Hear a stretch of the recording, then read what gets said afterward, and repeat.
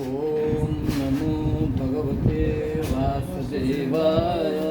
ओम नमो भगवते वासुदेवाय। ओम नमो भगवते वासुदेवाय। ओम नमो भगवते वासुदेवाय। श्री भगवान वाच। श्री भगवान वाच।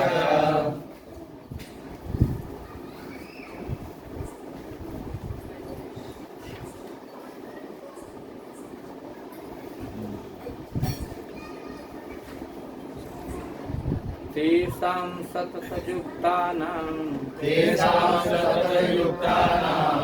भजतां प्रीतिपूर्वकं ददामि बुद्धियोगं तं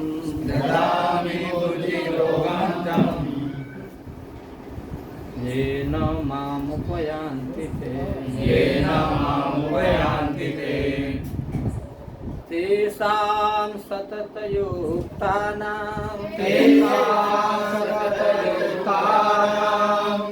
भजतां प्रीतिपूर्वकं ददामि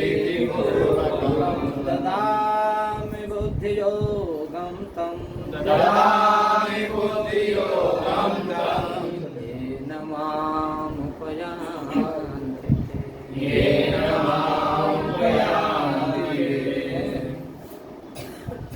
तेषां सततयुक्तानां भजन्तां प्रीतिपूर्वकं ददामि बुद्धियोगं ते येन मामुपयन्ति ते। तेषां सततयुक्तानां भजतां प्रीतिपूर्वकं ददामि बुद्धियोगं तं येन मामुपयान्ति ते।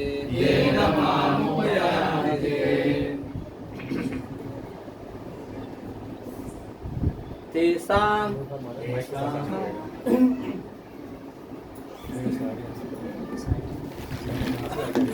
स्टिक वाले पर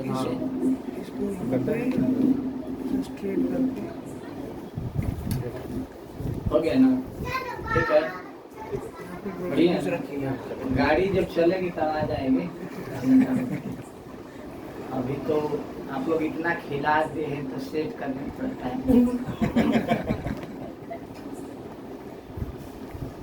पिकअप पकड़ेगी गाड़ी ना अच्छी है। तेषां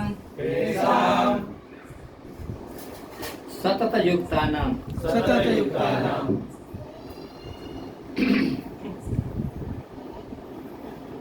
जो लोग सतत मुझसे युक्त होकर प्रीति पूर्वकम भजताम प्रीतिपूर्वक भजन करने वालों को बुद्धि योगम ददामि बुद्धि योग देता हूँ। जेना जिस बुद्धि योग के बल से मां मुझको श्री कृष्ण को उपयांति थे। वे लोग मेरे धाम को प्राप्त कर लेते हैं। श्रीमद् भगवद गीता में भगवान बोलते हुए अपने विषय में कह रहे हैं कि हमको कौन प्राप्त करते हैं। प्राप्ति के उपाय क्या है उसको बता रहे हैं।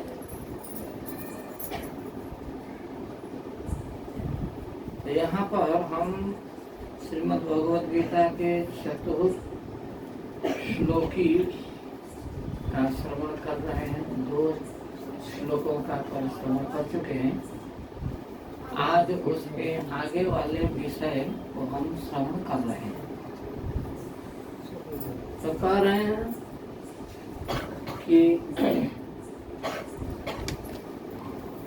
मत्सीता मद्गत प्राणा बोधयन्तः परस्परं कथयन्तश्च मां नित्यं तुष्यन्ति च रमन्ति च। तो जो मेरे विषय में कथन करते हैं,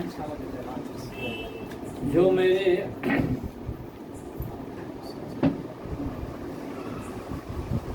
बारे में दूसरे को बतलाते हैं, जो मत्सित हैं, जो मदगत प्राण हैं और परस्परम एक दूसरे को आलस प्रमाद शून्य होकर बतलाते हैं,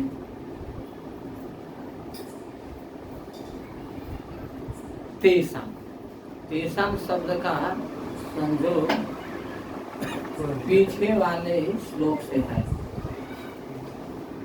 कौन लोग हमको प्राप्त करते हैं, इस बात को स्वयं ही भगवान बतला रहे हैं। जो श्रीमद् भगवद गीता के 10वें अध्याय के 9वें श्लोक में कहते हैं कि मत्सीता अर्थात जिनका चित्त मुझ में है,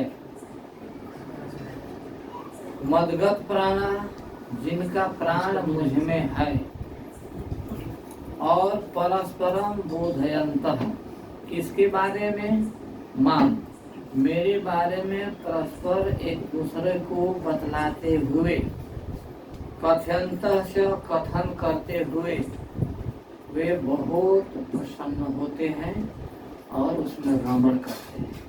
जैसे अभी जिलेबी में रमण कर रहे थे तो मटर पनीर में कर रहे थे, कर रहे थे कि नहीं कर रहे थे? कोई बनाने में रमण कर रहा था तो कोई इसको सटकने में कर रहा था, लेकिन कर रहा था।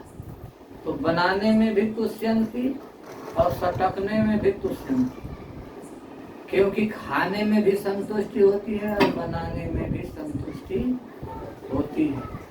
खाने वाला तो मनुष्यों का आनंद है, खिलाने वाला भगवान का आनंद है। तो यहाँ पर भगवान कहते हैं कि जो मेरे बारे में कहता है अथवा जो लोग कहते हैं अथवा जिन लोगों ने कहते हैं वे तुष्यन्ति प्रसन्न होते हैं, और केवल प्रसन्न ही नहीं, इतना प्रसन्न होते हैं कि रमन्ति उसी में रम जाते हैं। और जो ऐसे रमने वाले हैं तो उन लोगों के बारे में भगवान कह रहे हैं कि तेषां सतत युक्तानां भजतां प्रीतिपूर्वकं ददामि बुद्धि योगं तं येन माम् उपयान्ति। वे लोग कहाँ जाते हैं तो भगवान बतला रहे हैं अर्जुन जी से कि ऐसे लोग जो सतत प्रीति पूर्वक मेरे भजन करने वाले हैं, उन लोगों को मैं ऐसी बुद्धि देता हूँ, अर्थात बुद्धि योग देता हूँ। तम बुद्धि योगम ददामि, ऐसे बुद्धि योग देता हूँ कि उस बुद्धि योग के द्वारा वे मेरे पास आ जाते हैं। क्योंकि जब तक भगवान बुद्धि न दें तब तक से कुछ होने जाने वाला नहीं है। कहीं भी बुद्धि भगवान ही देते हैं। इसीलिए श्रीमद् भगवद गीता के 7वें अध्याय में कहते हैं बुद्धि बुद्धिमताम अस्मि तेजस तेजस्वी नाम हो। मैं बुद्धिमानों में भी बुद्धिमान अथवा बुद्धिमानों का भी बुद्धि मैं ही, बुद्धिमानों में भी बुद्धिमान मैं ही। चातुर्जयी का सीमा, चतुरता के सीमा अगर कोई है तो वह नंद नंदन यशोदा नंदन श्री कृष्ण, उनसे कोई ज्यादा चतुर नहीं हो सकते हैं। चातुर्जयी का सीमा चपला, वे चतुरता के सीमा है। उनके समान कोई चतुर हो ही नहीं सकता है। तो वे कहते हैं कि हम समस्त बुद्धिमानों में बुद्धिमान हैं और समस्त बुद्धिमानों के भी बुद्धि मैं ही हूं, कोई दूसरा नहीं है। तेज बल वीर्य पराक्रम जितने हैं उन सब में मैं ही हूँ और देने वाला भी मैं ही हूँ।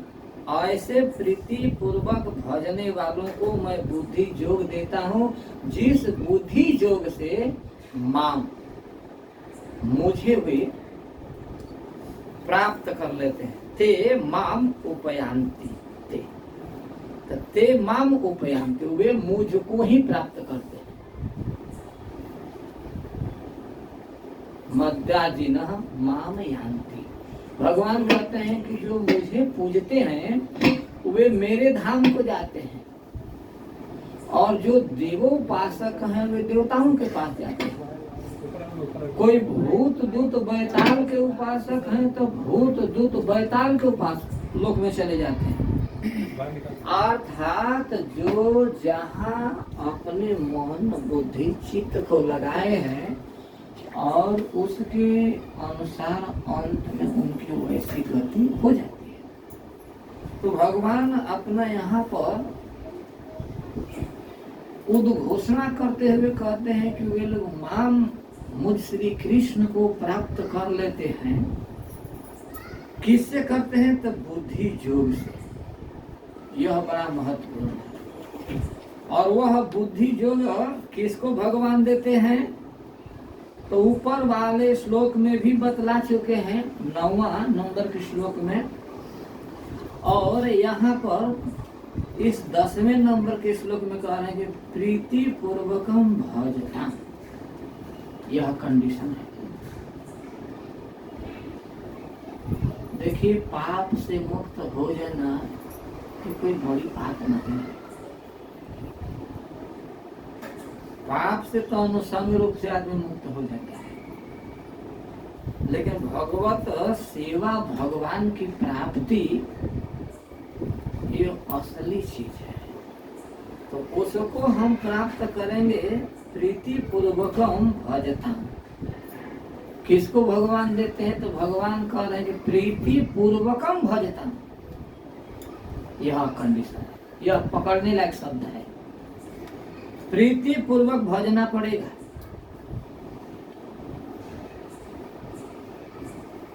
और उसमें भी सतत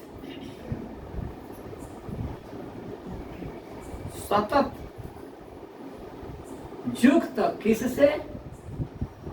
मां, मुझसे युक्त होकर, यानी मेरे नाम से, मेरे रूप से, मेरे गुण से, मेरे लीला से, मेरे चरित्र से, मेरे धाम से, मेरे भक्त से युक्त होकर सतत जब नाम लिया जाएगा, गुण गाया जाएगा, कीर्तन किया जाएगा,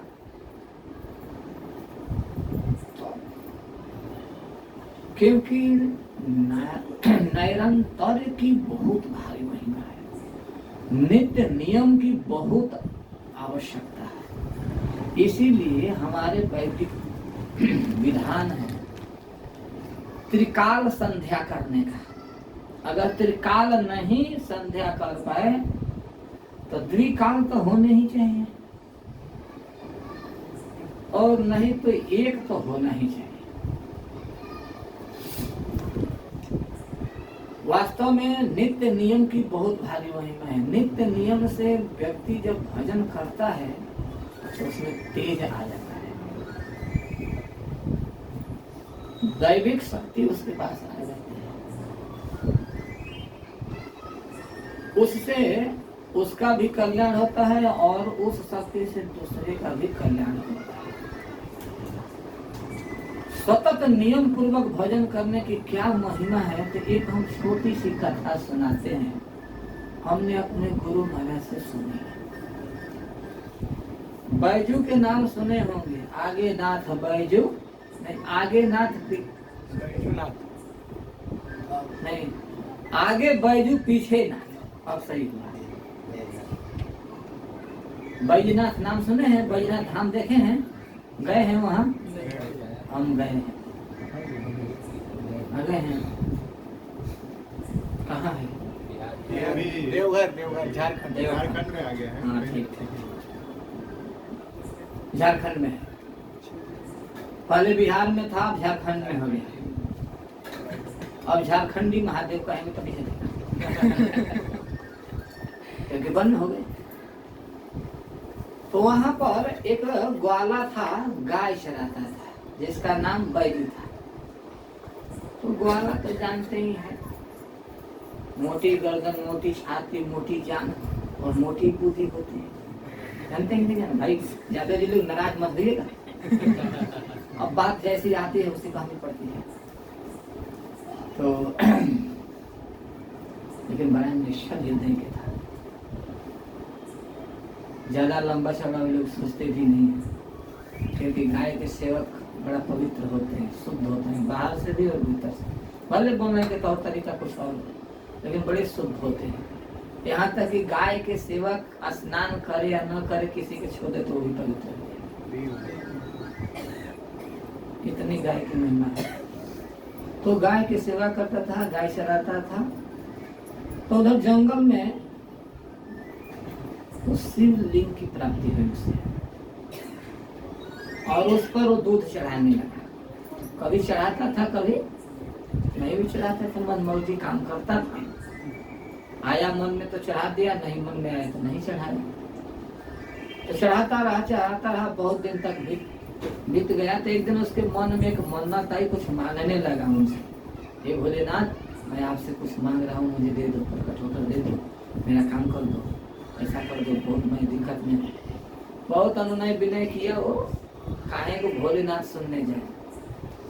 उनको भी भांग के नशा चढ़ी हुई थी, दम थे अपने मस्ती में, शायद धतरे उसने ज्यादा खींच लिए, वो अपने मस्ती में थे। तो कुछ नहीं सुना, बड़ा उसको क्रोध आया। अभी आज से नियम बनाता हूँ, तुमको बहुत दूध पिलाया हूँ ना, कुछ नहीं सुनने, आज से 5 सोटा रोज पीटूंगा, आप तब अन्न जल ग्रहण करेंगे।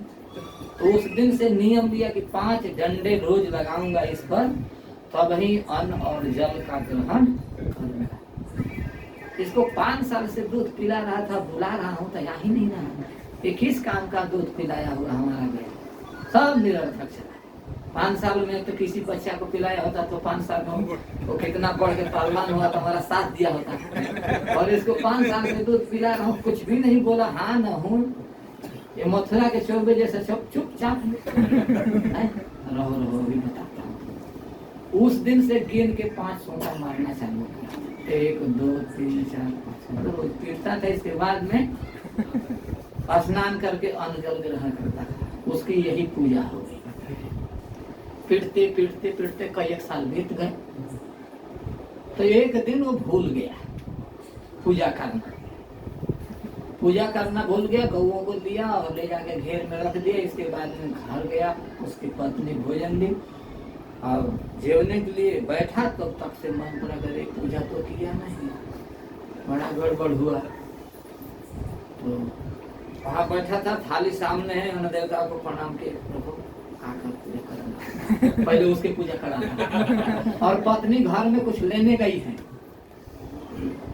और लठिया लिया, दौड़े वो कह रही कहाँ जा रहे हो, कहाँ? अरे रुको, आ रहा हूँ, अभी पूजा करके आता हूँ। गया जंगल में, दौड़ते दौड़ते दौड़ते दौड़ते गया कुसुम। अब उधर से जब पहुंचा तो गिन कर 1 2 3 4 5, जैसे ही 5 डंडे हुए तो भगवान शिव से प्रकट हो। बोलो महादेव की जय। भगवान शिव प्रकट हो। तब तो भाई इसकी गर्मी छूटने लगी। अरे राम राम, इतना दूध पिला ये नहीं प्रकट हुआ, लगता है कि सब दिन का कसर आज निकाल के छोड़ेगा और तो मारेगा मुझे। अब सोचने लगा कि अब क्या करूं, चलो जो होगा देखा जाएगा। तो भगवान मुस्कुराते हुए उसके मनोभाव को समझ गए कि थोड़ा भगवान को भाव भगवान शिव मुस्कुराते हुए कहे कि डरो मत, मांगो क्या चाहिए था। तो उसको तसल्ली हुई। कहता है कि बर तो बाद में मांग लूंगा, लेकिन पहले मेरे प्रश्नों के उत्तर दीजिए। नहीं बर मांगो, कहते नहीं मेरे प्रश्नों को उत्तर देना हो तो दो, नहीं तो जाओ। वो इतना दिन जब मांगे ही नहीं थे, आज क्यों मांगे? नहीं तो प्रश्न को उत्तर दो। क्योंकि ये ग्वाले भी बड़े हठी होते हैं महाराज, इनकी बुद्धि पीछे यहाँ होती है। और ये तो खैर विनोद की बात है, बहुत चतुर होते हैं ग्वाले, बहुत चतुर।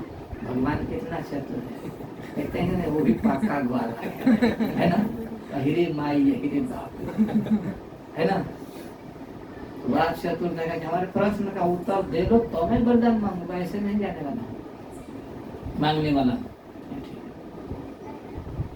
करो प्रश्न। उन्होंने प्रश्न किया कि मेरा प्रश्न है कि मैं कई साल तुमको दूध चढ़ाया और एक दिन मैं बुला रहा था, याद है? हाँ याद है, याद भी है तुमको? अच्छा, मैं बुला रहा था, सुना भी था? हाँ सुना भी था। फिर आया क्यों नहीं? आया क्यों नहीं?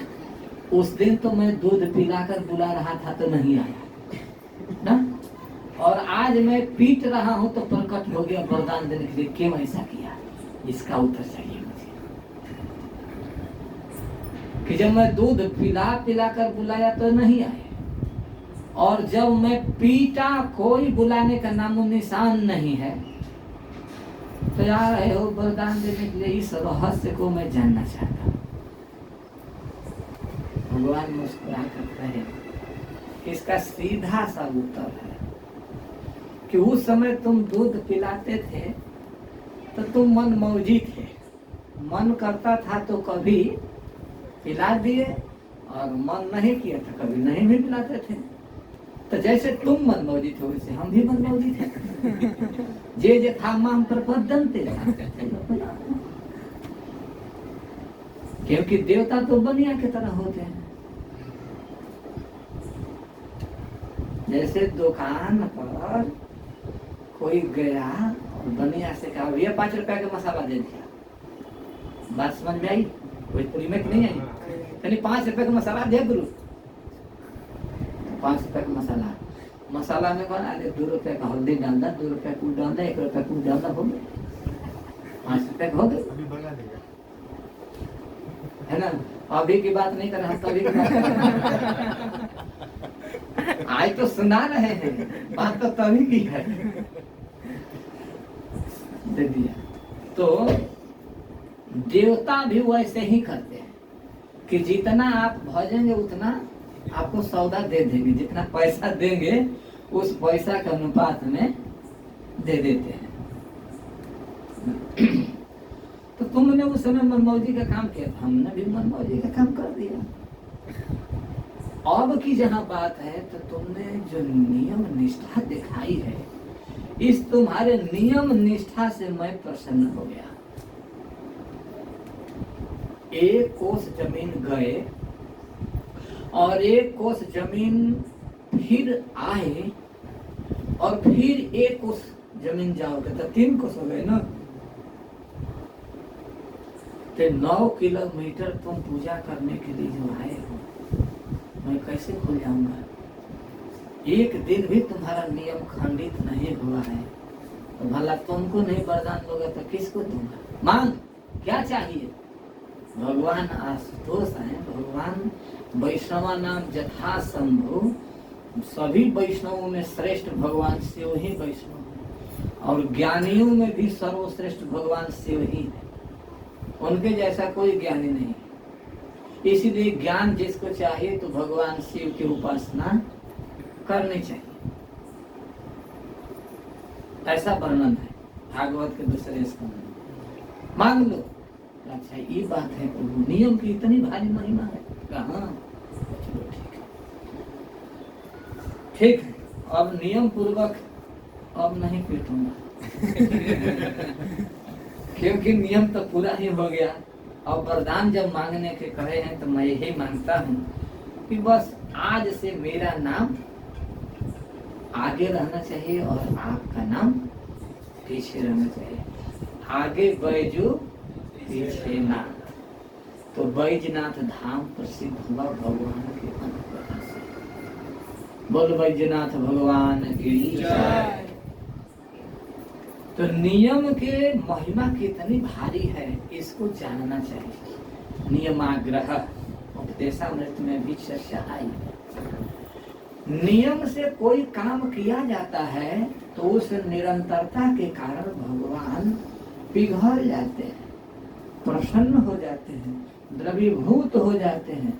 इसीलिए कोई काम नियम निष्ठ होकर जब किया जाता है तो भगवान कोई ऐसे बिना आँख वाले नहीं है, मौन वाले नहीं है, बिना बुद्धि वाले नहीं है।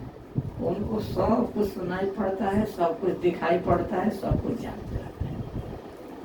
इसीलिए भगवान अपने भक्तों को प्रसन्न हो जाते हैं। नियम पूर्वक जप होना चाहिए, नियम पूर्वक पूजा होनी चाहिए, नियम पूर्वक श्रवण होना चाहिए, नियम चलते ही रहना चाहिए।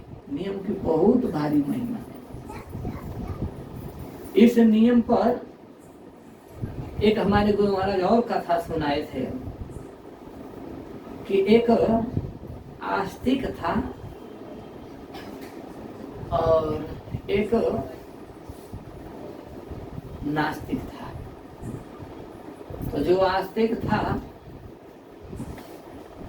और जो नास्तिक था वो दोनों दोस्त थे, लेकिन विचार दोनों के भिन्न भिन्न थे।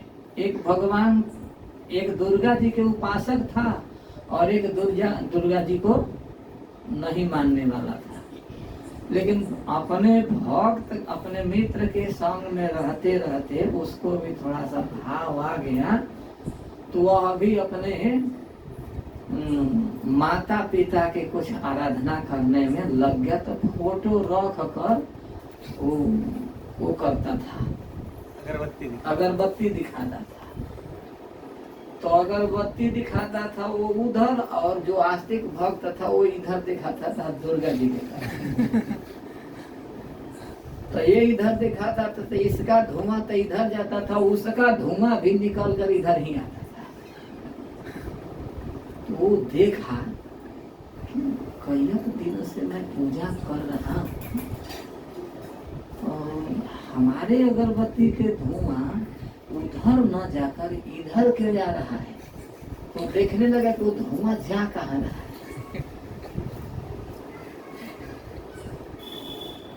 तो देखा कि दुर्गा जी के नाक में सब जा रहा है। क्योंकि उसको विश्वास तो था नहीं देवी दुर्गा पर, भगवान को विश्वास नहीं था, किसी देवता को नहीं मानता था, किसी भगवान को नहीं मानता था। लेकिन उस दिन देखा कि धुआं निकल के तो देवी जी के नासिका में जा रहा है। तो गमछा लिया और गमछा से देवी जी के जो नाक है उसको बंद करने लगा। अब बंद कर रहा है, तब तक से हवा आया, मार के दुपट्टा गिरा दिया। तो फिर उसको फाड़ा, फिर उसको वो नाक में ठोस दिया कि धुआं उसमें न जमा। हम पैसा से लाए वहां चढ़ाने के लिए, तो यहाँ इसमें क्यों जाएगा। तो देवी जी प्रसन्न होकर प्रकट हो गई। कि मांग वरदान मांग, क्या चाहिए बेटा तुमको।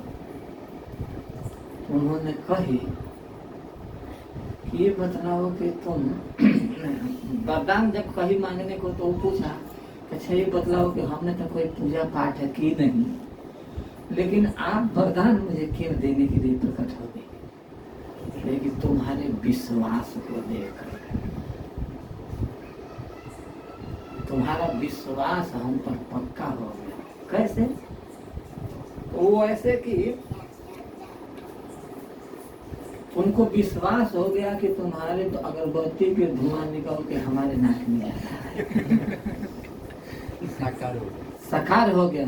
जो तुम किसी को मानते नहीं थे, तुम किसी को कुछ स्वीकार ही नहीं करते थे, लेकिन आज तुम्हारे मन में आस्तिकता आ गई, तुम नास्तिक नहीं रहे हो, तुम्हारे मन में सुदृढ़ विश्वास हो गया, तब न मेरे नाक को बंद करने के लिए आए हो। तो इस विश्वास के चलते मैं तुम पर प्रसन्न हो गया। तुम्हारी प्रीति हो गई कि नहीं एकदम सही है, इसके नासिका में जा रहा है, इसको बंद करना चाहिए, अर्थात हमारे धुएं इसके नाक में नहीं जाना चाहिए। तो इस व्यवहार से मैं प्रसन्न हो गई। मांगो वरदान कि हम कहीं भी जाएं, हम भक्तों से प्रेम करें, आपसे प्रेम करें, भगवान से प्रेम करें। तो जगदम्बिका है, किसी को भक्ति दे सकते हैं, कहें तथास्तु। तो संग के प्रभाव से नास्तिक में भी आस्तिकता आई और वह भी प्रीतिपूर्वक नाक बंद जब करने लगा तो देवी जी प्रकट होकर उसको साक्ष्य दे दी कि देवी देवताओं का रूप साकार है, मूर्त रूप है, कोई फोटो नहीं है। तो भगवान के जो मंदिर में श्री विग्रह है वो पत्थर नहीं है, जगन्नाथ जी काष्ठ नहीं है। फोटो पर जो कागज के फोटो पर देखते हैं कि भगवान राम है, भगवान लक्ष्मण है, श्री जी जानकी जी हैं, किशोरी जी राधा रानी है, बंसीधारी रास बिहारी हैं, ये फोटो नहीं है, भगवान है, साक्षात भगवान है। हमारे गुरु महाराज व्याख्या कर रहे थे, कभी भी फोटो बुद्धि रखनी ही नहीं चाहिए, भगवत बुद्धि रखनी चाहिए। वो भगवान है, भगवान के कई रूप हैं, 8 प्रकार की मूर्तियां हैं ना भगवान के। लौही, लेप्या, लेख्या, सैकती, मनोमयी, मणिमयी, 8 प्रकार के जो प्रतिमाएं कही गई हैं, उसमें एक लेख्या है जो लेकर बनाई जाती है, देखते हैं ना चित्रकार करते हैं। लेप्या जो पोत पोत के लिप लिप के बनाते हैं, और कुछ धातु से बनाते हैं।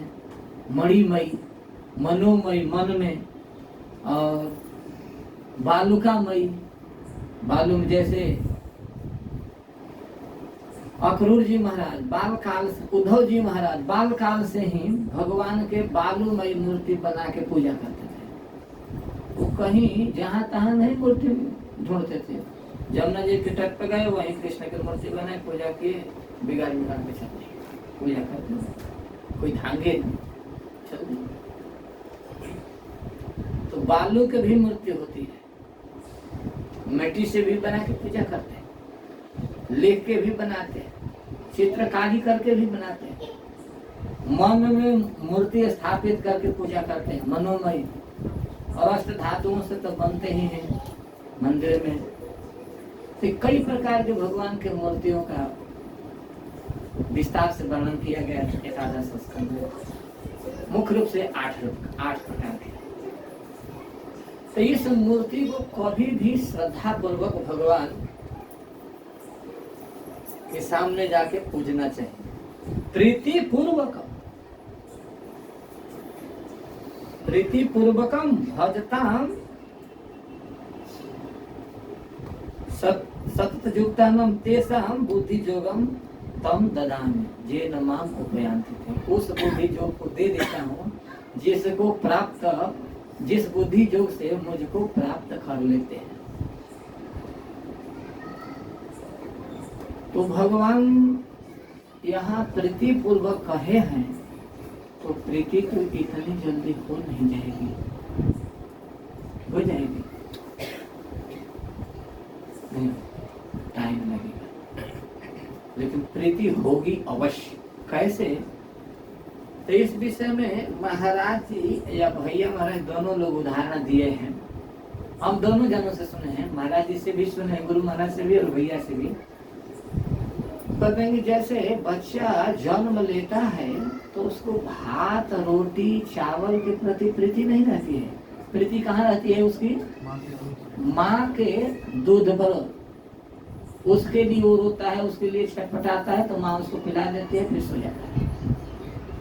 लेकिन माँ जानती है कि हमारा दूध हमेशा इसको काम देने वाला नहीं है, तो जब तक माँ के स्तन का दूध सूखता नहीं है, उससे पहले ही उसको थोड़ा थोड़ा करके मार या चावल को थोड़ा सा पतला करके उसको चटाने लगती है, खिलाने लगती है।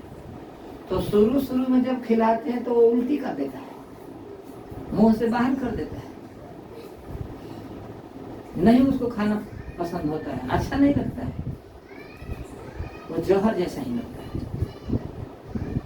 लेकिन धीरे धीरे धीरे धीरे वही खाने लगता है, और खाने लगता है तो उसके एक दिन ऐसा दिन आता है कि उसके बिना वो रह नहीं सकता। माने उस चावल में, उस दाल में, उस रोटी में, उस भात में, उस पापड़ में, उस जलेबी में, उस खीर में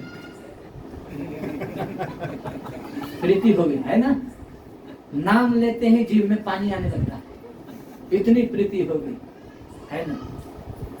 तो प्रीति एक दिन में तो नहीं हुई। तो जैसे अन्न में बच्चे की प्रीति हो गई, भोजन में प्रीति हो गई, संसार के विषय वस्तु में प्रीति हो गई, उसी तरह धीरे धीरे भगवान के सेवा करने से, नाम लेने से, श्रवण करने से, कीर्तन करने से, स्मरण करने से, वंदन करने से, पूजन करने से, निवेदन करने से भगवान में प्रीति हो जाती है। श्रवणम कीर्तनम विष्णु स्मरणम पाद सेवनम अर्चनम वंदनम दास्यम सख्यम आत्म निवेदनम आदि से धीरे धीरे प्रीति हो जाती है। और प्रीति हो जाती है तो भगवान क्या करते हैं, बुद्धि जोगम तम ददामि, किसको, तेषां सतत युक्ता नाम भजता, जो प्रीति पूर्वक भजन करने लगे तो उनको भगवान वह बुद्धि जोग दे ही देंगे। अब उनके भी बस के बात नहीं है कि रोक देंगे, क्योंकि भगवान दो तरह की बात नहीं बोलते हैं। जो कहते हैं भगवान उसको पूरा करते हैं, क्योंकि भगवान सत्य संकल्प है, इसीलिए उनको कहा गया है सत्यव्रतम। तो भगवान का कोई भी कहा हुआ वचन व्रत के समान होता है। जैसे व्रत के दिन हम लोग एक बड़ा सावधान रहते हैं, भाई कहीं भूल में अन्न न खा लें। वो चाहे राधाष्टमी का व्रत हो, जन्माष्टमी का व्रत हो, या रामनवमी का व्रत हो, या गौर पूर्णिमा का व्रत हो, या एकादशी का व्रत हो, हम लोग सावधानी के साथ व्रत का पालन करते हैं ना। क्यों? हम नियम लिए हैं कि हमको आज इस का पालन करना है। तो जैसे हम लोग नियम लेते हैं, व्रत को बड़ा सावधानी से पालन करते हैं, इससे भी कई गुना ज्यादा अधिक महत्ता देते हुए भगवान अपने वाणी का पालन करते हैं। इसीलिए उनको सत्य व्रत कहते हैं। वो सत्य व्रत भगवान की जय। कुंती मैया को उन्होंने कह दिया कि 5 लोगों को ले जा रहा हूँ, टाइम हो गया है, इसलिए यही बंद कर देता हूँ। हरे कृष्ण। क्योंकि 2 बार मोबाइल देख ली और शान मटाका चल रही है। ऐसा नहीं कि मैं अंधा हूँ,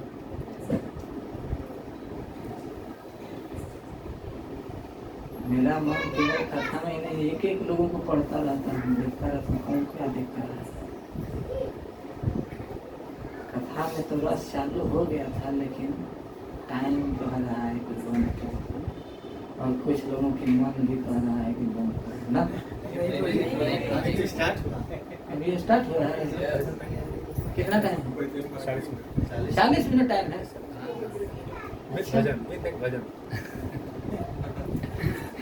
बोल सत्य व्रत भगवान की जय। भगवान सत्य व्रत है। भगवान जो वचन दे देते हैं वो कभी टालते नहीं है। कुंती महारानी को उन्होंने दिया, बुआ जी मैं 5 को ले जाता हूँ,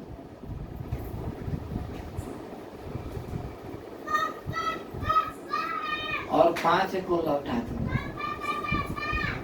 जैसे ले जा रहा हूँ उसी तरह लौटा दूंगा, इसमें कोई कमी नहीं होगी। अब तो आपको विश्वास है, तब उन्होंने कहा कि हाँ तुम ले जा सकते हैं, क्योंकि कृष्ण पर उनको पूर्ण विश्वास था कि कृष्ण केवल हमारा भतीजा ही नहीं है, हमारे भाई का लड़का ही नहीं है, ये साक्षात भगवान है। यह ईश्वर है, ये सब कुछ करने में समर्थ है। ये बात वो जानती थी, क्योंकि बाल काल में ही कृष्ण के बहुत सारी लीलाओं को उन्होंने साक्षात कर चुकी थी। और यहाँ तो महाभारत के युद्ध काल में न जाने कितने कितने उनके सामने संकट आए, उन सारे संकटों से कृष्ण ने ही बचाए थे, जो कि अपनी स्तुति में कह चुकी थी। हम उधर नहीं जाना चाहते हैं, लेकिन आप सब जानते हैं। इसलिए उनको विश्वास था कि कृष्ण जो कहेगा वो पूरा करेगा। उन पर विश्वास करके उन्होंने अनुमति दे दी कि आप ले जा सकते हो। और युद्ध हुआ और युद्ध में विजयी हुए और पांचों भाई को ज्यों के त्यों लौटा दिए। कोई उन पर खरोच तक नहीं आया। क्यों? क्योंकि भगवान ने कहा था कि जैसे ले जा रहा हूं वैसे ही लौटाऊंगा। तो भगवान सत्य व्रत है, सत्य व्रतम, वे सत्य व्रत है। और सत्य व्रत तो हो सकता है कि बहुत लोग हो सकते हैं, लेकिन भगवान जैसा सत्य व्रत कोई नहीं हो सकता है। परम त्रिसत्यम, भगवान परम सत्य है, त्रिसत्य हैं, तीनों काल में रहने वाले हैं, एक समान रहने वाले हैं, अप्रवर्तित अपरिवर्तित सत्य हैं। इसलिए जो कहते हैं वो पूरा करके ही रहते हैं। तो भगवान यहाँ पर कहते हैं कि जो सतत प्रीतिपूर्वक हमारा भजन करते हैं उनको मैं वह बुद्धि योग देता हूँ जिस बुद्धि योग से मुझे प्राप्त करते हैं। तो मान ले आप प्रश्न कर सकते हैं कि आपको प्राप्त कर लेंगे तो क्या हो जाएगा? अरे काला कलुटा दे, काले काले घुंघराले बाल हैं, क्या हो जाएगा उससे? बहुत संसार में काले काले बाल वाले हैं, घुंघराले बाल वाले भी हैं, बंसी बजाने वाले भी हैं। तो जैसे वे वैसे ना यम प्राप्त न निवर्तन्ते तद धाम परमम। मुझको जो प्राप्त कर लेता है वह संसार में फिर नहीं आता है। जद गत्वा न निवर्तन्ते, जहाँ से जाने के बाद में आना नहीं होता है।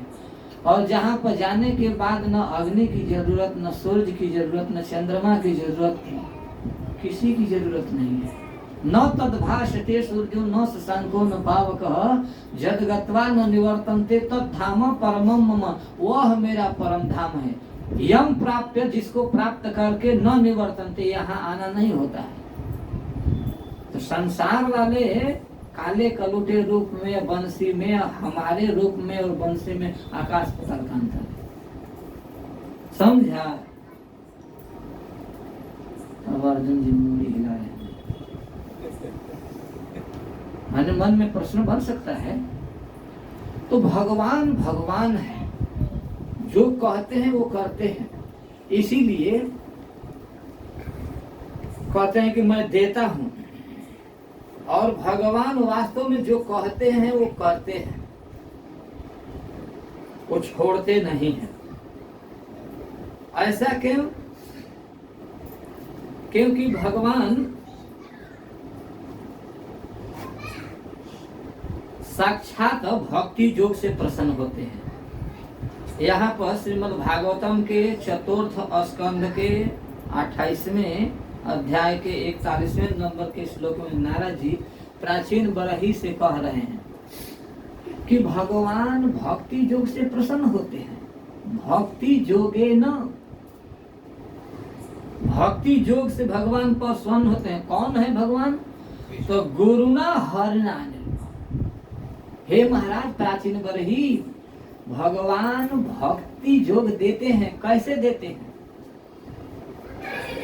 और कैसे प्रसन्न होते हैं? तो भक्ति योग से वे प्रसन्न हो जाते हैं। और गुरुना हरिना, गुरु के रूप में वही है। और वे गुरु कौन है? हरिना, हरि ही है, कोई दूसरा नहीं है। प्रत्येक जीव के हृदय में जो अंतरात्मा के रूप में, अंतर्जामी के रूप में है, जो चैत वपुषा कहलाते हैं, आचार्य चैत वपुषा श्रीमद् भागवतम के एकादश स्कंद में वर्णन है, वह कोई दूसरा नहीं, वे हरि ही है, और वही हरि गुरु है। तो वे गुरु के रूप में देते हैं, वे भगवान के रूप में भी देते हैं।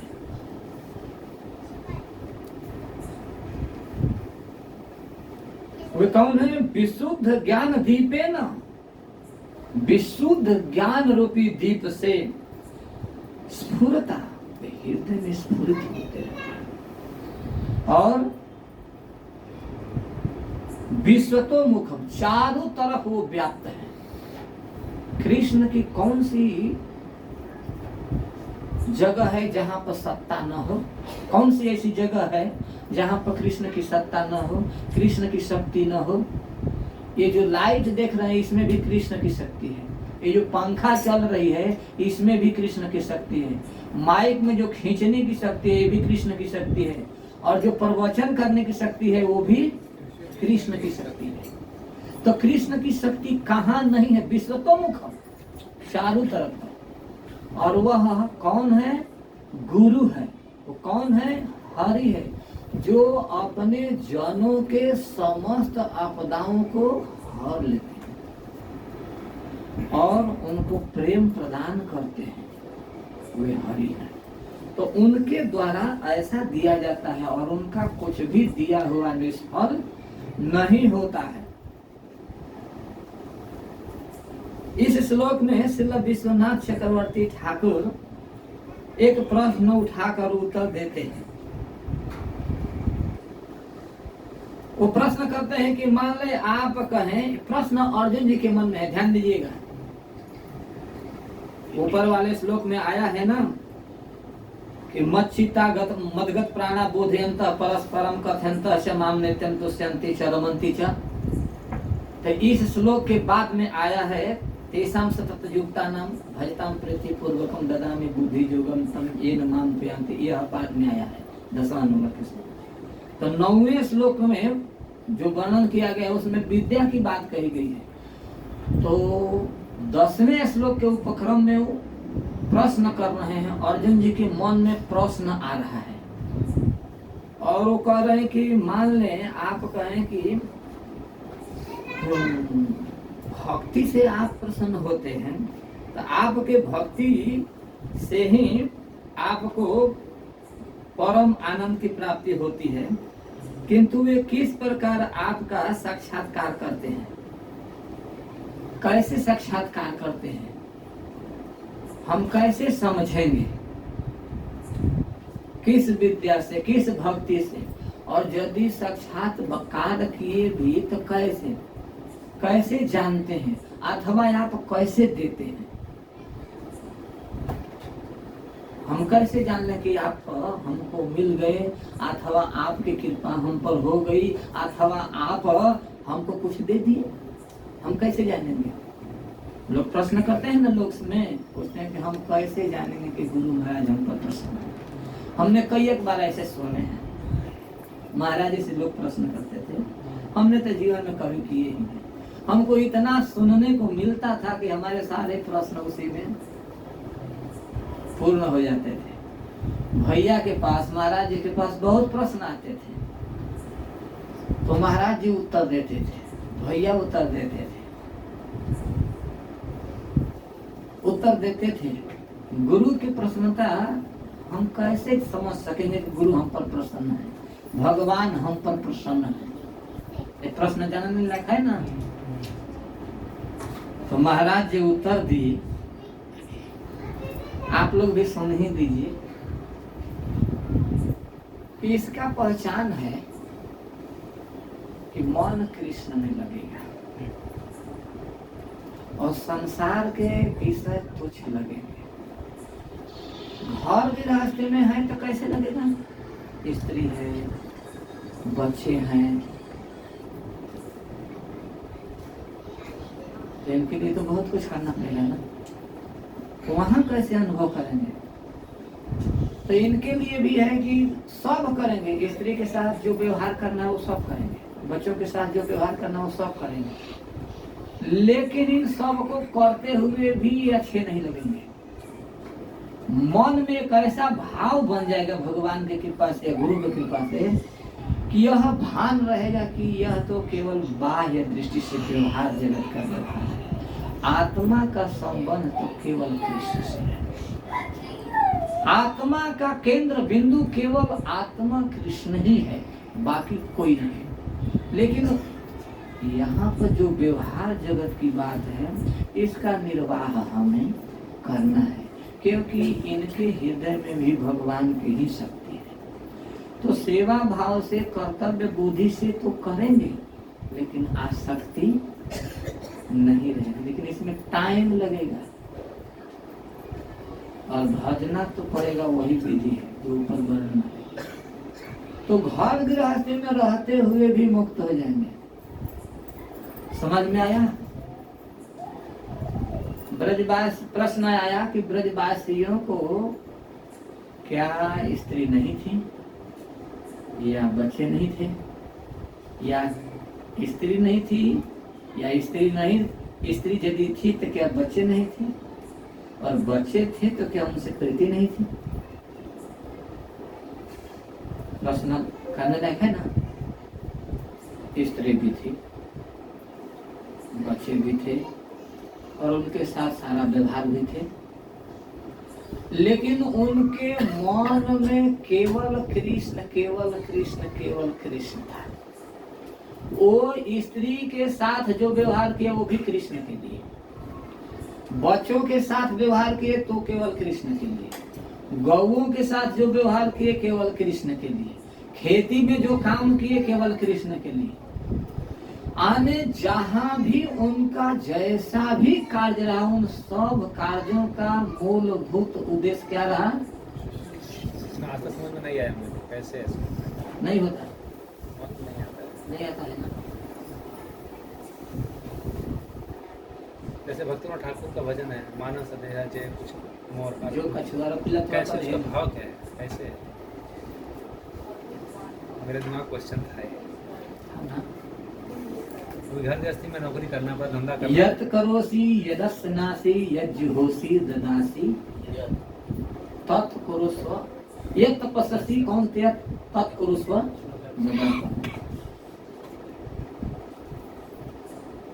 गाय चराता है ग्वाला, यत करोसी, दिन भर गाय चराता है। गाय चराता है, हियो हियो भी करना पड़ता है, एक डंड मारना भी पड़ता है, धूप भी सहना पड़ता है, गाय को दुहना भी पड़ता है, बछड़ों को बांधना भी पड़ता है। कुछ दूध निकाला तो दूध किसके लिए निकाला? कृष्ण के लिए। वो दिन भर गाय चरा रहा कृष्ण के लिए।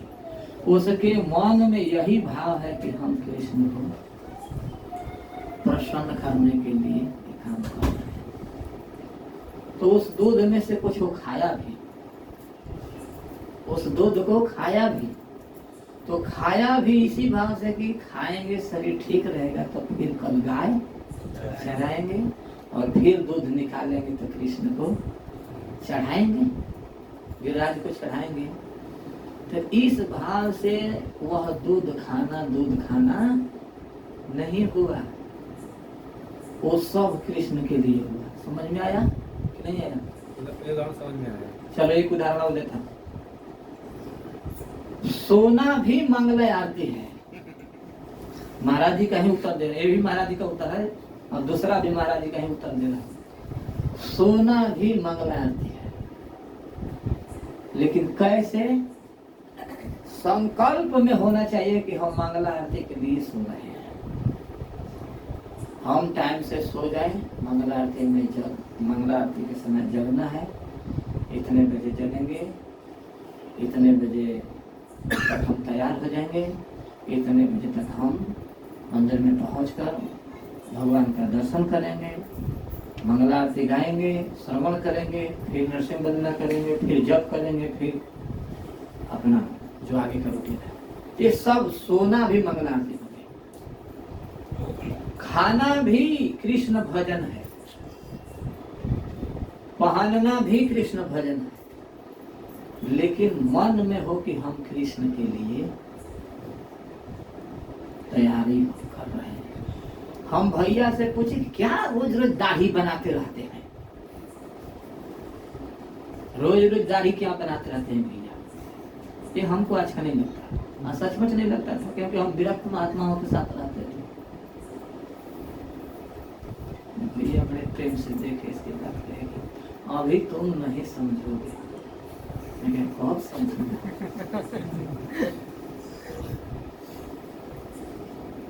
लेकिन थोड़ा और नरम हो जाओगे तब समझोगे। हम बहुत कड़े थे भैया, हमको समझते थे कि कब कहने पर ये समझेगा और कब कहने पर नहीं समझने लगा। यदि कोई कारा होकर पूछे मुझे कुछ समझाना चाहे तो संभव ही नहीं है कि मुझे कुछ समझा पाएगा, वो सब फरक जाएगा। जैसे पत्थर पर तीर मारो और फरक जाएगा, उसी तरह हम मैं भी अभी थोड़ा समय लगेगा तुमको समझाने में, लेकिन समझ जाओगे। फिर मैं कभी उनको दाढ़ी बनाते हुए कहा भैया सही बतलाइए ना भैया, क्या बात है, क्यों दाढ़ी बनाते हैं ऐसा, चिकने चाकने बन के जाते हैं, क्या कारण है, किसी को पटाना है क्या, साफ पैसे ही पूछते हैं। हाँ एक प्रश्न है तुम, आज तुम समझ जाओगे, आज तुम समझ जाओगे। बैठो, देखो महाराज जी की बात तुमको सुनाता हूँ। मान ले हम में भी श्रद्धा है तुम्हारे, लेकिन तुम हमसे कभी कभी झगड़ा भी करते हो, तो हो सकता है कि कभी सख्य भाव हो जाए, कभी गुरु बुद्धि भी रहे, लेकिन महाराज जी के प्रति तो तुम्हारी केवल गुरु बुद्धि रहेगी ना, सख्य बुद्धि तो कभी नहीं होगी तुम्हें ना। महाराज जी के साथ तो झगड़ा नहीं करोगे। महाराज जी की बात सुनाता, मैं जो कुछ करता हूँ महाराज जी के आदेश से करता हूँ। महाराज जी का आदेश है कि जब मंदिर में कथा करने जाना तो अपने को अपने स्तर से ठीक ठाक रखना चाहिए, बढ़िया तिलक होना चाहिए, दाढ़ी बाल बनाकर इस कान के स्टैंडर्ड को मेंटेन करते हुए जाना चाहिए। तो इससे क्या होगा कि अपने संस्था के लोग भी खुश रहेंगे और मुख्य मन में भाव होना चाहिए कि हम कृष्ण के हैं, कृष्ण सेवा में बन ठन कर जाना चाहिए। जैसे गोपी जन बन ठन के जाती थी, चकाचक काजल मारती थी, पूरा बिंदिया मारती थी, रंग छटका फटका लहंगा सब चकाचक, लेकिन उन लोगों का अपने इंद्रियों तृप्ति के लिए कुछ भी नहीं था। क्यों पहनती थी, क्यों करती थी? कृष्ण प्रसन्न, कृष्ण को प्रसन्न करना है, इसलिए वो अपने को सजाती थी। तो हम सब कृष्ण के हैं, कृष्ण सेवा के लिए कृष्ण के लायक बन के अपने औकात के साथ हम सारे जाना चाहिए। इसे प्रभुपाद भी खुश होंगे, संस्था के लोग भी खुश होंगे और हमारी भी यही भाग्य है। तो हमको ये बात समझ में आ गई रोज का, इसलिए हम करते हैं और हम आशा करते हैं कि तुम भी इस बात को स्वीकार कर लिए हो, समझ गए हो और आगे चल के तुम भी यही काम करोगे। भले अभी नहीं कर रहे, क्योंकि हम महीना में एक बार दाढ़ी बाल बनाते थे और एक साथ सब बनाते थे, क्योंकि हम ऐसे महात्माओं के साथ रहे थे, भोग से बहुत दूर रहने वाले, एकदम विरक्त, कट्टर विरक्त। जब भैया के बात सुने तो हमको समझ में आ गया कि ठीक है। तो जैसे अपने को सजाना, चिकना चुकने रखना, ये अपने लिए नहीं है, कृष्ण के लिए है। तो स्त्री को सेवा करना, पुत्र की सेवा करना, ये सब कृष्ण के लिए है, कृष्ण के सहयोग, सेवा में सहयोगी है। इस भाव से स्त्री का भी पालन करना, बच्चों का भी पालन करना, परिवार का भी पालन करना, यह कृष्ण सेवा। आया समझ में? लंबा समय लगेगा। लंबा समय लगेगा। विद्या काले न पचती। नहीं, सिद्धांत समझ में आ गया। अनुभूति एक लाइन मिस करना था, आपने पहले ही बोल दिया था कि समय लंबा लगेगा समझ करके जाना। टाइम लगता है। ब्रजवासियों को अपने बच्चों से भी प्रेम था। इस प्रश्न को श्रीधर स्वामी ने उठाया है और तृतीय स्कंध में दिया है कि क्या ब्रजवास नंद आदि गोपों के अपने पत्नी से नहीं प्रेम था? नंद बाबा को अपने पत्नी से नहीं प्रेम था? जसोदा जी से प्रेम नहीं था क्या उनको? था। अच्छा, मैया जसोदा को नंद बाबा से प्रेम नहीं था क्या? था। क्योंकि नित्य परिकर हैं ये लोग। इन लोगों का जीवन भोग का है ही नहीं, लेकिन इस जगत में सारा व्यवहार कुछ हुआ है। उसी तरह बहुत सारे गोप हैं, नंद, उपानंद, धरानंद, ध्रुवानंद, महानंद, सनंद, नंद, स्वरानंद, ऐसे करके 9 नंद हैं, 9 भाई हैं।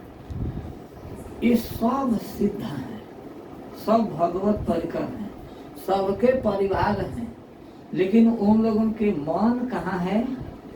उन लोगों के केंद्र बिंदु क्या है? कृष्ण।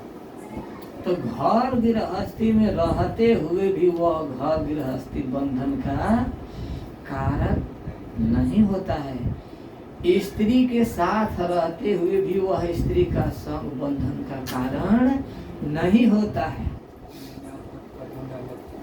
क्या?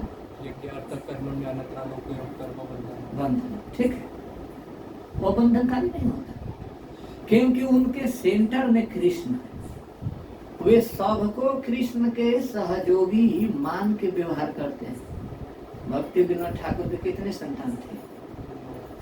9 थे ना? उन्होंने स्पेशल एक संतान मांगी भगवान से, तो भगवान ने कृपा करके उनको भक्ति सिद्धांत सरस्वती ठाकुर महाराज को रत्न के रूप में, संतान रत्न के रूप में दे दिया, जिनकी कृपा से प्रभुपाद जी जैसे रत्न मिले, जिनकी कृपा से हम लोगों के गुरु महाराज रत्न स्वरूप मिले, उन्हीं की कृपा से आज हम लोग इस रस को ले रहे हैं। तो घर गृहस्थी में रहते हुए भी, सारे काम को करते हुए भी हम कृष्ण के सेवा कर सकते हैं और कृष्ण की प्रीति को प्राप्त कर सकते हैं। लेकिन हमको सतत यह ध्यान देना पड़ेगा कि भगवान क्या कहे। मच्चिता मद्गत प्राणा बोधयन्तः परस्परम कथयन्तस्य मां नित्यं तुष्यन्ति च रमन्ति च। ये साधु के लक्षण है। और साधु माने केवल कॉफिन पहन लिया या राख लपेट लिया या चंदन लपेट लिया, उसी को साधु नहीं कहा गया है। साधु के मतलब कि जो साधना युक्त हो, परोपकारी हो, चतुर हो, भगवत आराधक हो, तो ऐसा तो गृहस्थ भी हो सकता है, व्यक्त भी हो सकता है। तो दोनों अवस्था में बात एक ही है। कोई किला में रहकर युद्ध करे, कोई किला से बाहर रहकर युद्ध करे। तो घर गृहस्थी एक किला है, घर गृहस्थी एक किला है। निवृत्ति मार्ग जो है वह बाहर है, किला नहीं है। प्रवृत्ति मार्ग जो है वो किला है। तो किला के भीतर रह के जो सैनिक लड़ते हैं वो सुरक्षित रहते हैं, और जो किला के बाहर रह के लड़ते हैं वो कभी भी मारे जा सकते समझे? तो घर गृहस्थी की बड़ी महत्ता है, इसको कभी हे नहीं समझना चाहिए। सेंटर में कृष्ण होना चाहिए, और उस कृष्ण को जब हम प्रीतिपूर्वक भजेंगे तो वो सब कुछ दे देंगे। क्या दे देंगे? भक्ति जोगम। तम भक्ति जोगम ददामी, ऐसा कह रहे हैं। जिन माम उपयांते थे, जिस वह प्राप्त करता है। और क्यों भगवान देते हैं? तो क्योंकि वे गुरु हैं, हरि गुरु हैं। और गुरु कौन है? हरि ही है, अर्थात हरि ही गुरु है। यहाँ पर नारद जी बोल रहे हैं। नारद जी कोई ऐसे ही नहीं बोल रहे हैं, ये कह रहे हैं कि अविज्ञात शाखा के रूप में कृष्ण ही है, जो हर एक व्यक्ति के जीव के साथ रहते हैं, यहाँ तक कि नरक में भी रहते हैं। जो हमारी जननी है इस समय, अथवा जो हमारे इस देह के जनक हैं, पिता हैं, अथवा इस देह से जो संबंधित भाई हैं या मित्र हैं, वे नरक में नहीं रहेंगे। कि रहेंगे? कोई कितना हो प्यार करने वाला हो, नरक में नहीं रहेगा, गुह पर नहीं बैठेगा। लेकिन गुह में रहने वाले, टट्टी में रहने वाले कीड़ा के शरीर में जाने पर भी यह परमात्मा इतना दयालु है कि साथ में रहता है। क्या ऐसा कोई मित्र है? ऐसा कोई सखा है? क्या ऐसा कोई संबंधी है? कदापि नहीं हो सकता है, कदापि नहीं हो सकता है, हो ही नहीं सकता है। कोई कितना हो कुछ भी करे, कोई कितना कुछ भी करे, हो नहीं सकता है। ये केवल भगवान की बस की बात है। तो जब हम इसको अपना मान ले कि हमारा ही है, वो चाहे हम पापी हो, धार्मिक हो, अधार्मिक हो, कृष्ण हमारा है, तो काम बन जाएगा। लेकिन हम तो अरेंडा फरेंडा को अपना मानेंगे और भगवान को सोचेंगे ओम जय जगदीश हरे। वो तो जगदीश हैं, उनको लचदाना चढ़ा दो और दुनिया वालों को रुझाने के लिए सब कुछ दे दो, तो भगवान हम पर कहां से प्रसन्न होंगे? हमारे गुरु महाराज एक बार तो कह रहे थे कि ज्यादा प्रेम मत करो भगवान से, बस उतना ही प्रेम करो जितना स्त्री से कर सकते हो। इसीलिए गोस्वामी जी ने क्या मांगा? भगवान से गोस्वामी जी ने क्या मांगा? बस प्रभु इतना ही कृपा कर दीजिए। भगवान ने पूछा कि क्या, कितना कृपा? नारी ही प्यार काम ही नारी प्यारी जिनी, लोभी प्रिय जीविता। जैसे लोभी को, कामी को स्त्री प्रिय लगती है, जितना जितना उसको प्रिय स्त्री लगती है कामी व्यक्ति को, और लोभी को पैसा, लक्ष्मी नारायण, नगर नारायण, तिमी रघुनाथ मोहि प्रिय, तिमी रघुनाथ निरंतर प्रिय लागहु महिला। बस उतना ही भगवान राघवेंद्र मुझे प्रिय लागे। निरंतर, निरंतर जोड़ दिया उसने, बस इससे अधिक नहीं। तो महाराज जी कहे ज्यादा कहाँ भगवान से प्रेम करने को मिलता।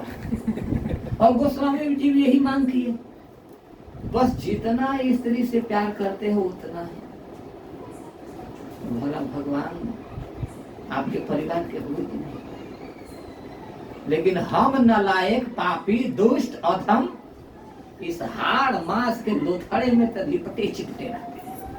और भगवान को, भगवान से कितने लिपटे चिपटे रहते हैं? पूछ लो अपने अपने मन से, मत हमसे कहना। ढूंढो यहाँ क्या चल रहा है। बहुत मन मैला है। ऊपर से साफ साफ रहने से काम नहीं बनेगा। ऊपर से चाक चौक, भीतर बमोइल, कहे साधुरी का भइल। तो भीतर से चाक चुक रहे और ऊपर से मैल भी रहेगा तो कोई बात नहीं है। चित्त के गंदगी, चित्त के लिए सबसे बड़ी अगर गंदगी है तो वह है सांसारिक वासना। महाराज जी ने कहा कि गुरु और भगवान की प्रसन्नता का यह प्रतीक है कि विषय तुच्छ लगने लगे और कृष्ण प्रिय लगने लगे, तो समझना चाहिए कि गुरु और भगवान की कृपा है। आ गया पॉइंट पर।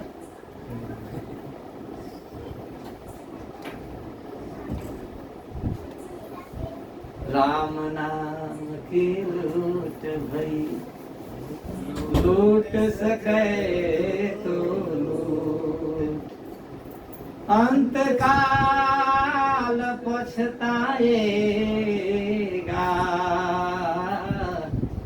जब प्राण जाएगा छूट। हरे कृष्णा कृष्णा कृष्णा हरे हरे, हरे राम राम राम हरे हरे। बड़ा सुंदर अवसर मिला है, लूटो छाक कर, लेकिन कलयुग है लूटने देता तो। राम नाम के लूट भई, लूट सकेगा कैसे तू, तेरी टांट पर जूती तनी पड़ेगी कि तेरी टांट जाएगी घोट। इसी दोहा को कुछ महात्माओं ने बदल के कहा कि राम नाम बड़ा सरल है, सस्ता है, कोई भी ले सकता है, कहीं भी ले सकता है, न देश का प्रतिबंध है, न काल का प्रतिबंध है, न अवस्था का प्रतिबंध है, न योग्यता बहुत चाहिए, कुछ नहीं। बस राम राम कोई भी कर सकता है, कहीं भी कर सकता है, किसी देश में रहे, देश में रहे, अवस्था में रहे, सब अवस्था में ले सकता है। लेकिन इतना होने के बाद में भी कहेंगे राम नाम के लूट भाई, लूट सकेगा कैसे तू, क्यों? तेरी टांट पर इतनी जूती पड़ेगी कि तेरी टांट ही जाएगी, टांट कहते हैं सिर को। इतने सुनने को मिलेंगे, इतने उलझन आएंगे सामने, इतनी परेशानियां आएंगी कि व्यक्ति राम नाम भी नहीं कर पाएगा। तो कहां से काम बनेगा? अवसर तो हमें मिल गया है, लेकिन इस अवसर को हम कितना सावधानी पूर्वक लेना चाहते हैं, ये हमारे ऊपर है। अगर हम सावधानी बरते तब तो काम बनेगा। कलयुग ने क्या किया? कलयुग, परीक्षित महाराज ने कलयुग को दंड, जब कलयुग ने गाय और बैल के जुड़वे को मार रहा था, तब परीक्षित महाराज उसको देखा, ललकारा युद्ध के लिए। जब सुना कि परीक्षित जी हैं तो शरण में आ गया, और परीक्षित जी से जब शरण मांगा लगा कि हमारे देश से बाहर चले जाए, प्राण दंड तुम्हें नहीं दूंगा, लेकिन देश से बाहर चले जाए। तो उन्होंने कहा कि सरकार, जहाँ सिर उठा के देखता हूँ वहां पर आप हैं, धनुष बाण लिए हुए खड़े हैं, तो भला मैं कहाँ जाऊँ? तो उन्होंने देखा कि कलयुग में दोस्त बहुत हैं, लेकिन एक विशाल गुण भी है कि जो कोई भी भगवान के नाम लेगा तो सहज में मुक्त हो जाएगा, तर जाएगा। कीर्तना देव कृष्ण से मुक्त संगह परम ब्रजेत है, हो जाएगा। क्योंकि कलर दोष निधि राजन, इसमें बहुत सारे दोष हैं, निधि ही है, खजाना ही है दोषों का, लेकिन अस्थि एको महान गुण है, एक महान गुण भी इसमें है। इसलिए उन्होंने छोड़ दिया क्या? कि कोई भी भगवान के नाम लेगा और तर जाएगा। इस भाव से उन्होंने रहने दिया। जब परीक्षित महाराज चले, कुछ दूर आगे निकले, कलयुग बड़ा ठठा के हंसा, पीछे मुड़कर फिर पूछे क्यों हंस रहे हो भाई, हंसने का कारण? तो कलयुग कहा, सरकार मैं आपके चतुराई पर हंस रहा हूँ। क्या हमारी चतुराई है? उन्होंने कहा कि सरकार आपकी यही चतुराई है कि आपने हमने अनेकों गुण, अनेकों दोष देखा, और अनेकों दोषों से युक्त होते हुए भी प्राण दंड नहीं दिया। तो मैंने विचार किया कि आखिर क्यों ऐसा किया?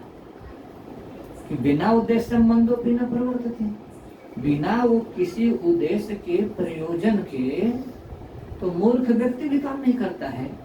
तो चक्रवर्ती सम्राट महाराज परीक्षित हमें क्यों यहाँ रहने दिए, किस विशेषता के बसात? तो विचार किया कि कलयुग में जो कोई व्यक्ति नाम लेगा तो सहज में मुक्त हो जाएगा। हाँ, ये तो सही बात है, इसमें हंसने की क्या बात है? तो सरकार, हंसने की बात इसलिए है कि नाम लेगा जो तो पार हो जाएगा, लेकिन कलयुग में इतने कलह पैदा करूंगा मैं कि पत्नी को पति से नहीं बनने दूंगा, बाप को बेटा से नहीं बनने दूंगा,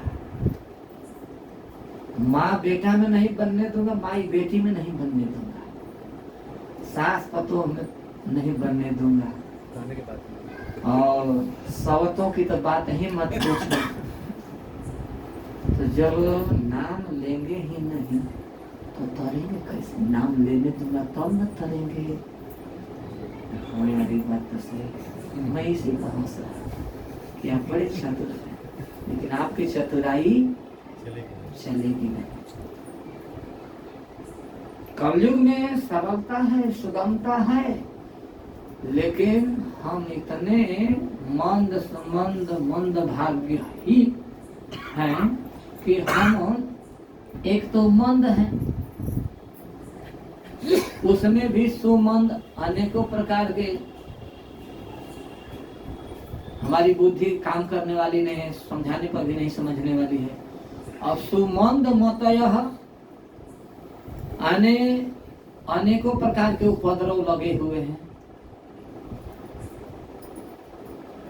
इसलिए ले नहीं पाएंगे। और जो लोग अगर कहीं संजोग से भगवान के नाम ले लिए तो वे पार हो जाएंगे, इसमें कोई शंका नहीं है। इसलिए भगवान कहते हैं कि तेषां सततयुक्तानां भजतां प्रीतिपूर्वकं ददामि बुद्धियोगं तं येन माम् उपयान्ति ते।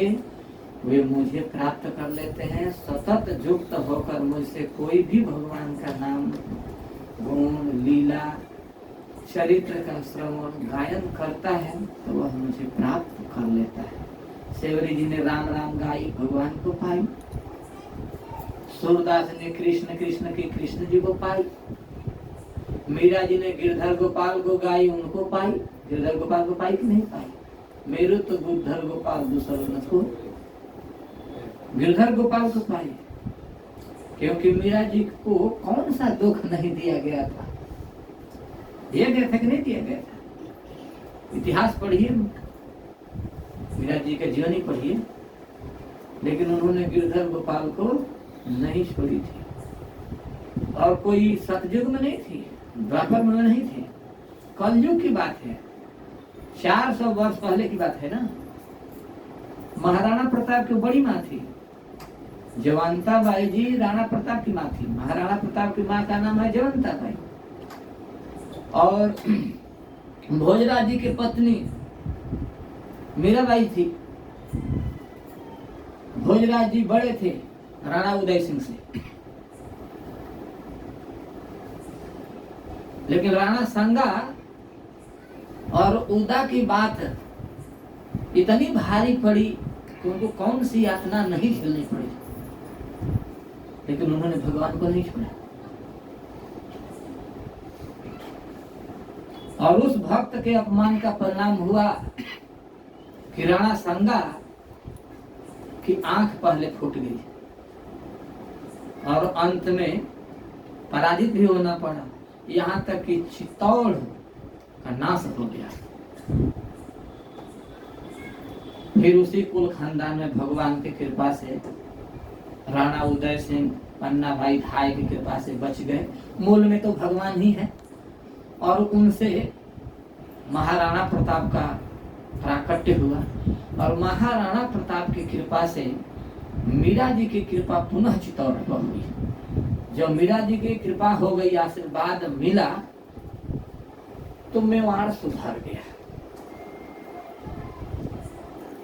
मीरा जी की अनुकंपा थी, तुलसीदास जी की अनुकंपा थी महाराणा प्रताप पर, जिसके प्रताप से, जिसकी शक्ति से चित्तौड़ बच गया, पुनः जीवित हो गया। तो मीरा जी कोई सतयुग की नहीं थी, इसी कलयुग में थी और भगवान गिरधर गोपाल को अपना पति मानती थी। और उनसे अपना बाल काल में ही विवाह कर ली थी।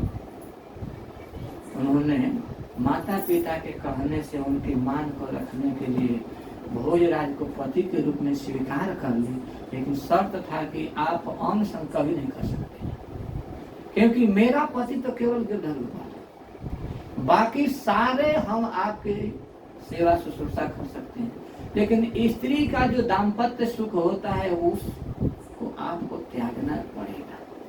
तो भोजराज जी ने कहा कि ठीक है, मैं इसको स्वीकार करता हूँ।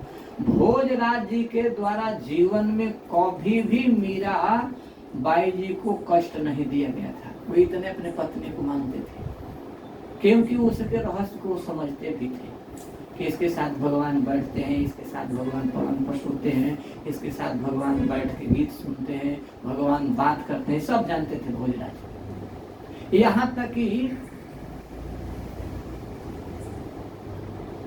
माता कर्णावती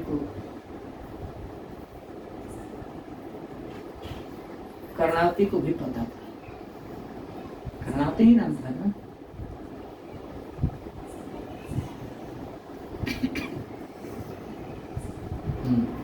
उनको भी पता था, वे पक्ष लेती थी मीरा जी का, लेकिन राणा सांगा कहाँ किसी के सुनने वाले। जो वीर होते हैं वो जल्दी सुनते नहीं है, किसी को दबा देते हैं, लेकिन वीर हो या महावीर हो, भगवत भक्ति के सामने सबको धाराशायी हो जाना पड़ता है। मीराबाई के भक्ति के प्रताप से किसी को थर मारना पड़ता था, और उनके चरण में अपराध किए राणा सांगा कि उनको चित्तौड़ भी गंवाना पड़ा, आंख भी गंवाना पड़ा, जीवन भी गंवाना पड़ा, पूरी प्रतिष्ठा भी गंवानी पड़ी। इसी कलयुग की बात है, दूसरे कलयुग की बात नहीं है। वो किसका आश्रय ली थी? गिरधर गोपाल की, क्योंकि उनको विश्वास था भगवान पर। और हमारा विश्वास कहाँ है? हमारी प्रीति कहाँ है? रनिया धनिया, बबुआ बचवा, माल खजाना, माल मैटेरियल में। तो बहला बतलाइए कि भगवान का दोष है कि हमारा है? किसका दोष है? तो जैसा हम भगवान से प्रेम करेंगे वैसा भगवान भी हमारे साथ प्रेम करेंगे। इसी श्लोक के टीका में लिखे हैं कि जो कोई भजन करता है तो उसको सहानुभूति देने के लिए मैं खुद उद्यत रहता हूँ, उसको यह सोचने की जरूरत नहीं है। अब तो टाइम भी खत्म हो चुका होगा, है ना, इसलिए मैं तेसा को नहीं ले रहा। हाँ, इसको नहीं ले रहा हूँ।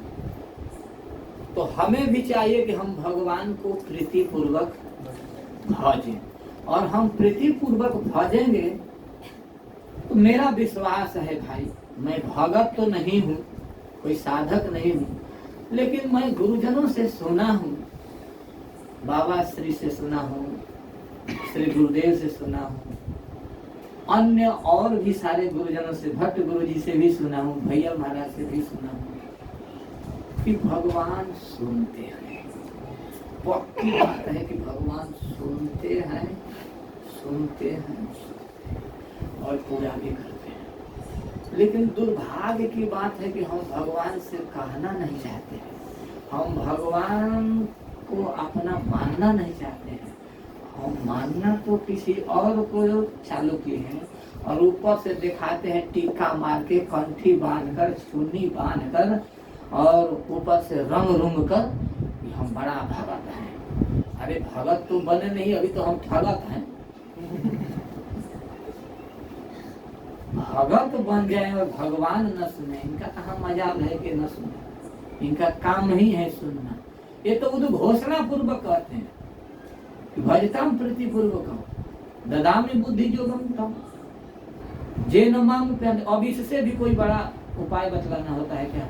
लेकिन हम कितने ना समझ हैं, इसको नहीं अपनाना चाहते, हम किसी और को अपनाना चाहते। तो हमें भगवान के वचन पर ध्यान देना होगा। जब हम भगवान के वचन पर ध्यान देंगे तो भगवान सब कुछ करने में समर्थ है। ऐसा नहीं कि भगवान हमारे कोई साधारण व्यक्ति है, वो सबके ऊपर रहने वाले हैं, सबके माता पिता हैं, सबके सुहृद हैं, सबके हितैषी मित्र हैं, और जब जहाँ जितना जैसा चाहिए पहले से व्यवस्था करके रखने वाले हैं। जगत गुरु श्री प्रभुपाद की जय। हरे हरे कृष्ण।